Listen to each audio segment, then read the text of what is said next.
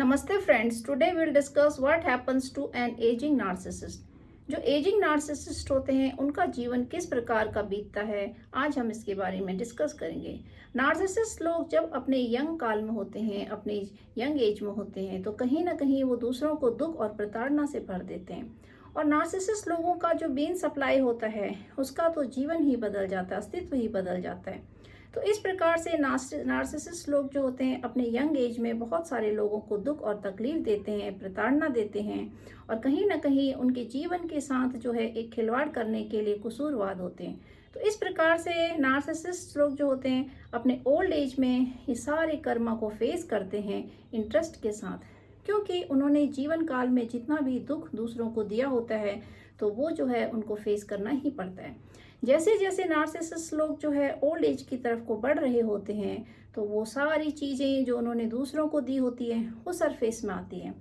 तो जब ये लोग यंग होते हैं तो वो सारी चीज़ें सरफेस में इसलिए नहीं आती है क्योंकि जो इनकी कमियां होती हैं ये लोग जो है अपने सप्लाई को खड़ा कर देते हैं उन्हीं कमियों के साथ। तो ये जो है अपने सप्लाई के जो है पीछे हिडन कैरेक्टर होते हैं और जो है सप्लाई जो है वो मेन कैरेक्टर बन जाता है और इनके क्वालिटीज़ को जो है लोगों के सामने जो है दिखाता है कि मैं ऐसा हूँ। परंतु जो मेन सप्लाई होता है नार्सिसिस्ट का वो ऐसा नहीं होता है, लेकिन नार्सिसिस्ट व्यक्ति जो है अपनी सप्लाई को अपने जैसा किरदार बनाकर दुनिया के सामने जो है खड़ा करते हैं और अपने कैरेक्टर को जो है सप्लाई के पीछे हिडन बना देते हैं। तो इस प्रकार से अपने जीवन का निर्वाह करते रहते हैं। परंतु जब सप्लाई जो है इनके जीवन से निकल जाते हैं या इनको जो है अपने सप्लाई के जीवन से निकलना पड़ता है तो फिर इनके लिए जो है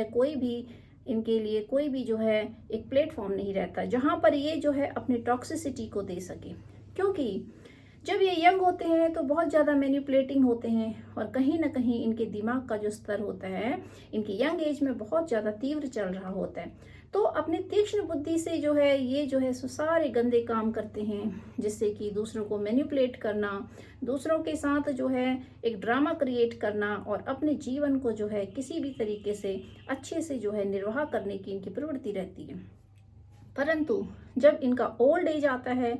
तो इनका जो पेशेंस होता है वो कम होने लगता है, इनके अंदर की जो फ्रस्ट्रेशन होती है वो बढ़ जाती है और जो लोग इनके नज़दीक होते हैं, जो मेन सप्लाई होते हैं, वो दूर चले जाते हैं और परिवार के और लोग जिनका जीवन इन लोगों ने नष्ट कर दिया होता है तो वो लोग भी इनसे दूर हो जाते हैं। तो इस प्रकार से ओल्ड एज में नार्सिसिस्ट को एक नया सप्लाई ढूंढ पाना बहुत मुश्किल होता है। उसके लिए नार्सिसिस्ट व्यक्ति बहुत ज़्यादा एफर्ट लगाते हैं, परंतु जब व्यक्ति का ओल्ड एज हो जाता है तो कहीं ना कहीं जो उसके अंदर की बुराइयां होती हैं तो वो सरफेस में आने लगती हैं, क्योंकि उसके अंदर का जो स्टेमिना होता है वो कम हो जाता है, उसके गुस्से का लेवल बढ़ जाता है, फ्रस्ट्रेशन का लेवल बढ़ जाता है, उसकी चालाकियों का लेवल बढ़ जाता है और उसकी जो तुच्छ हरकतें होती हैं उनका लेवल भी कहीं ना कहीं बढ़ जाता है। तो इस प्रकार से जब नार्सिसिस्ट व्यक्ति वो सारी हरकतें अपने यंग एज से करते आ रहे होते हैं तो उनके अंदर ये सारी चीज़ें बैठ जाती है और वो लोग जो है ये अपनी उनकी आदतों में बैठ जाती है,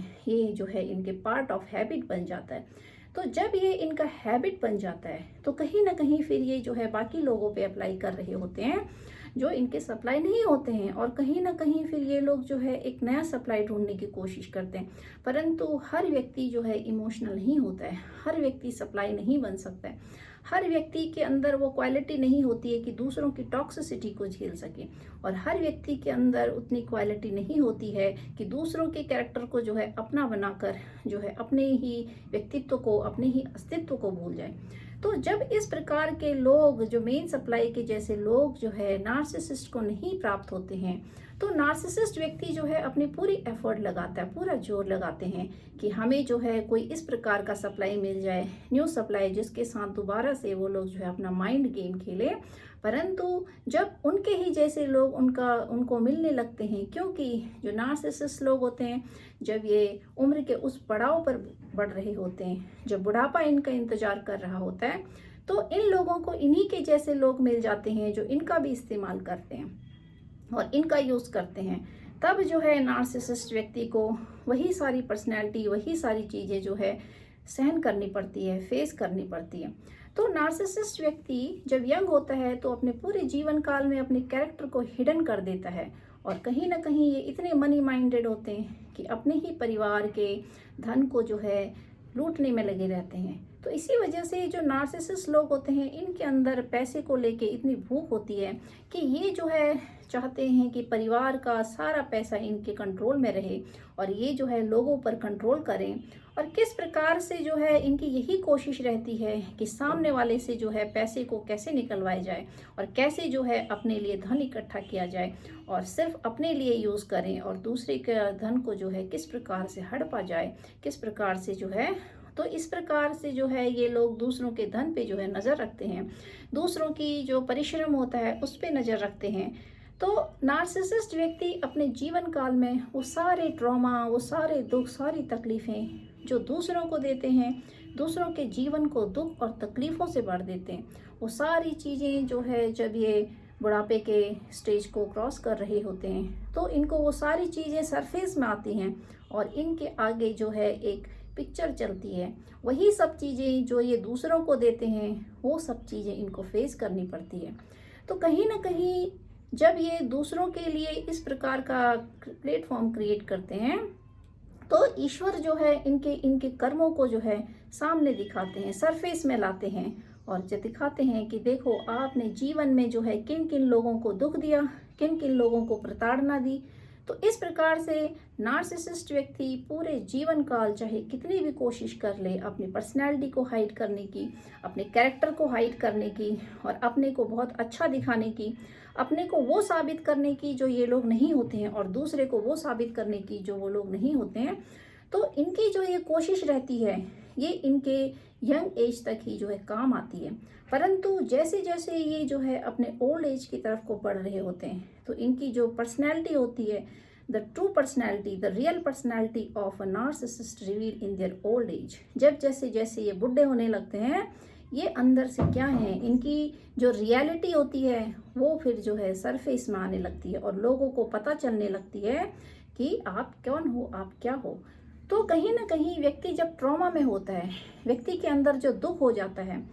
तो जो सप्लाई लोग होते हैं उनके अंदर एक ट्रॉमा क्रिएट हो जाता है। तो जब वो ट्रॉमा के स्टेज में होते हैं, दुख तकलीफ़ों में होते हैं, जब वो नार्सिसिस्ट के साथ होते हैं तो वो समझ ही नहीं पाते हैं कि उनके अंदर जो ट्रॉमा है वो अपने को खोने का है या नार्सिसिस्ट को खोने का है। क्योंकि उनको जो है उनके माइंड में ये सब चीज़ बैठा दी जाती है कि नार्सिसिस्ट जो है वही आपके जीवन का जो है सर्वदाता है, वही जो है आपके जीवन को चलाने वाला रेगुलेटर है, जो आपके जीवन को जो है चला रहा है। तो इस प्रकार से जो है जो सप्लाई होते हैं वो समझ नहीं पाते कि जो उनका ट्रॉमा है वो अपने अस्तित्व को खोने का तो होता ही नहीं है, वो नार्सिसिस्ट को खोने का होता है। परंतु जो सप्लाई होते हैं, जो विक्टिम होते हैं, जब वो इस ट्रॉमा के बॉन्ड से जो है बाहर निकलते हैं, अपने आप को हील करते हैं, तब उनको रियलाइज़ होता है इन चीज़ों का कि जीवन में जो है जो उनके अंदर की जो दुख और तकलीफ़ है वो इस वजह से है कि कहीं ना कहीं वो जो है नार्सिसिस्ट को खो देंगे और उनके अस्तित्व का क्या होगा, क्योंकि उनको अपना अस्तित्व ही नार्सिसिस्ट लगने लगता है। क्योंकि नार्सिसिस्ट व्यक्ति ने उनको इस प्रकार से माइंड जाल में ऐसे ट्रैप किया होता है कि मैं ही आपका अस्तित्व हूँ, आपका तो एग्जिस्टेंस ही नहीं है जब तक मैं नहीं हूँ, तो मैं हूँ तो सब कुछ है, मैं नहीं तो कुछ भी नहीं। तो इस प्रकार से फिर जब आप हीलिंग करने लगते हो, जो विक्टिम होते हैं जब वो हीलिंग के स्टेज से गुजरते हैं तो वो लोग जो है धीरे धीरे फिर जो है उनकी जितनी खूबियाँ होती हैं वो सरफेस में आने लगती है। क्योंकि जब व्यक्ति अपने आप को हील करने लगता है, पास्ट के ट्रॉमा से बाहर आने लगता है, तो कहीं ना कहीं वो सब चीज़ें फिर उसको पता चलती है कि वाई दे वर अफ्रेड, वो जो है क्यों इतने डरे हुए थे पास्ट में, किस लिए, कि अपने को खोने के लिए या फिर नार्सिसिस्ट को खोने के लिए। तो उन लोगों को फिर ये सारी चीज़ें जो है पता चलती है कि उनके अंदर का जो डर था वो क्यों था, वो अपने को खोने का डर नहीं था, वो नार्सिसिस्ट को खोने का डर था। परंतु जब हीलिंग कर लेते हैं तो उसके बाद पता चलता है फिर अपने को खोने का डर हो जाता है कि कहीं हमारा अस्तित्व न खो जाए, कहीं हम न खो जाए इस नार्सिसिस्ट की इस भीड़ में, नार्सिसिस्ट के इन ड्रामाओं में। तो वो व्यक्ति जब हीलिंग के स्टेज से गुजर रहे होते हैं, एम्पैथ और विक्टिम, तो वो जो है अपनी सारी खूबियों को सरफेस में लाते हैं और कहीं ना कहीं अपनी पर्सनैलिटी को ग्रो करते हैं। परंतु जो नार्सिसिस्ट व्यक्ति होता है उसके अंदर की जो रियलिटी होती है वो ओल्ड एज में जो है वो सारी सरफेस में आती है। तो जब आपके अंदर रियलिटी ही जो होगी वही तो सरफेस में आएगी, क्योंकि जब आप किसी दूसरे व्यक्ति को तोड़ के मरोड़ के दूसरे के साथ जो है खिलवाड़ करके अपने को हिडन करके दूसरे को सामने रखते हैं, तो कहीं ना कहीं फिर आप जो है अपने एक्चुअल कैरेक्टर को छुपा रहे होते हैं।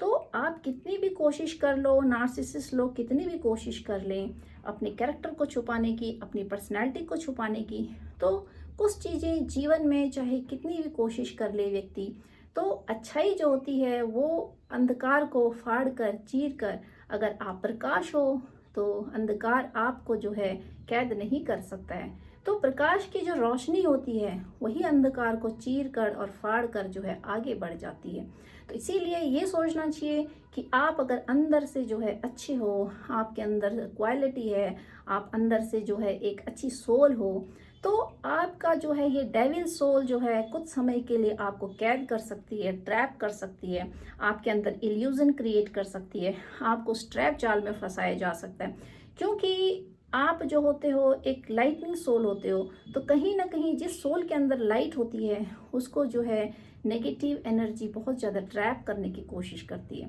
परंतु इसका जो होता है एक टाइम पीरियड होता है। हर समय जो है आप एक ऊर्जा को, जो पॉजिटिव ऊर्जा होती है, लाइटनिंग ऊर्जा होती है, उसको नेगेटिव एनर्जी ज़्यादा देर तक कैप्चर नहीं कर सकती है, क्योंकि वो जो है आपके कर्मा में इतना ज़्यादा क्रिएट हो जाता है कि आपको जो है फिर वो सारी चीज़ें फेस